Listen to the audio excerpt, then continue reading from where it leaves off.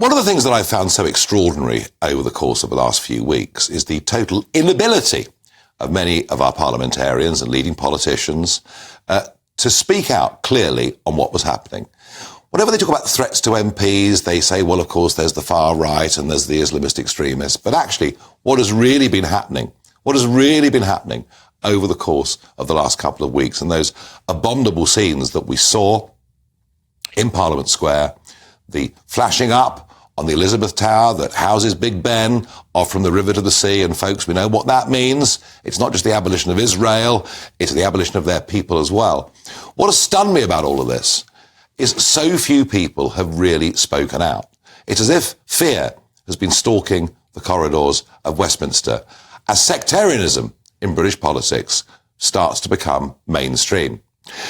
And one of those who I think has been very slow to the party is the Prime Minister. But last night, he gave a speech to a Jewish group, so a predominantly Jewish audience, at which he said, and in a sense, this rather follows on from what Suella Braverman has been writing in the newspapers. He said, mob rule is replacing democratic rule. Well, too bloomin' right. Because it isn't just Parliament. We've seen council meetings where hordes of people come in. We saw a Conservative fundraising dinner last weekend in Stoke-on-Trent. And this level of intimidation from people who seem to have very little respect for the idea that we change things in this country by having a verbal punch-up, we then accept the result. And the whole thing has felt very intimidatory, and much of what has been said and chanted at the marches really very worrying. But he puts this down and says the police must shut down intimidatory protests. But what do you do if you're 150 police officers and there are 10,000 very angry people in front of you? How practically can this be done now that effectively the cat is out of the bag? I'm joined by Kevin Hurley, former Advanced Public Order Commander at the Metropolitan Police.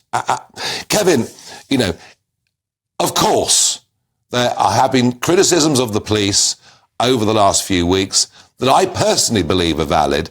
How is it that nobody has been arrested for putting from the river to the sea on the Elizabeth Tower? How can the police have effectively turned a blind eye to that?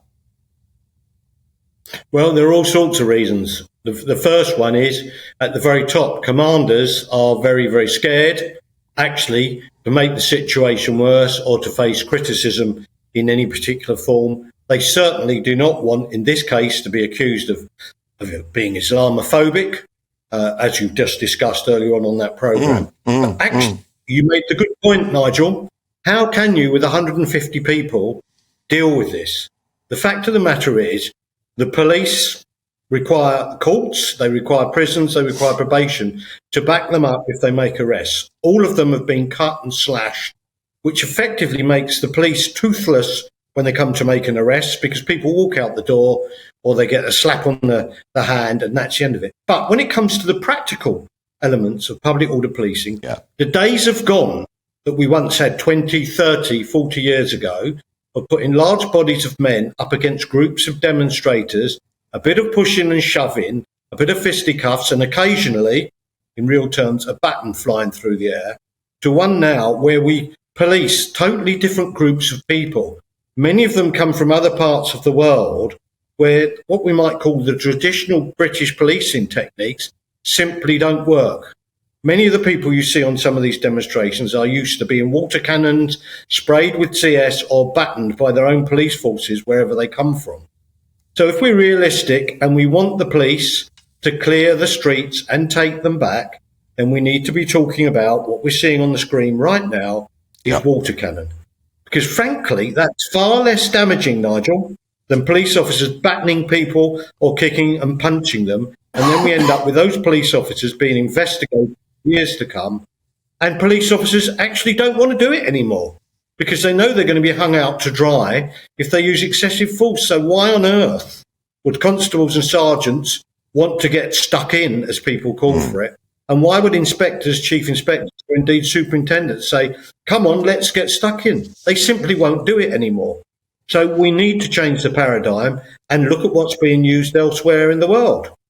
And Kevin, for you personally, getting involved, dealing with public order offences, I guess, and we want our police officers to be brave, but they've also got to be realistic, haven't they, about what they can deal with at any one moment in time. Yes, they have. And I mean, you're talking to someone who's led many baton charges, and I've struck many people with batons over the years, shouting stuff like, follow me or come with me to the people I'm in charge of. So I've done it. But there is a realistic situation, or you need to make an appraisal. Will you survive, or will you be battered down if you go forward? But the other issue is, what about the investigations when you're captured on camera and your actions taken in maybe 5 seconds or 10 seconds out of context make it look like you're really dishing it out unnecessarily when you can't get the full, if you like, picture of what's been going on in the last half an hour? So we need to keep the police distant from the crowd now, which is why we need to bring in water cannon. Okay. And we need to look at using sprays with CS and stuff like that. Protect our officers and distance them from the crowd and drive the crowds back. Water cannon in France, we were showing some scenes whilst you were talking of the way demos in Paris are dealt with. Water cannons, though, don't stop protesters coming back, do they? No, but what they do, they wash them away for that period in time, and they all run away. Now, you can add an irritant spray to that if you wish, which will stop them coming back, or you can actually put an index marker solution which shows up under ultraviolet light, so that as they disperse around the margins, you can then identify those who are present, match them up to the pictures, and then prosecute them for various public order offences. Oh, I like the sound of that. Bottom line, Nigel, if there are consequences, people think twice. So if you look at G4 or security vans these days, they've all got protected by smart water. And do you know what's happened? Armed robberies on cash-in-transit vans have all but stopped now, because people know that if you take the security box out, whoosh, you're covered in the spray, you can't get it off, it takes months to go, you can be identified, and you get your time in prison. Well, if we're serious, we need to be doing that and backing it up with court time and prison time. But of course, the prisons are full. So don't be Kevin surprised. Hurley, I must say, I've enjoyed this chat enormously, because I was expecting you to say it's all really very, very difficult. But what you've actually done is offer some sensible, practical solutions that I think would carry overwhelming support in the country. Kevin Hurley, a pleasure to have you on the programme. Thank you.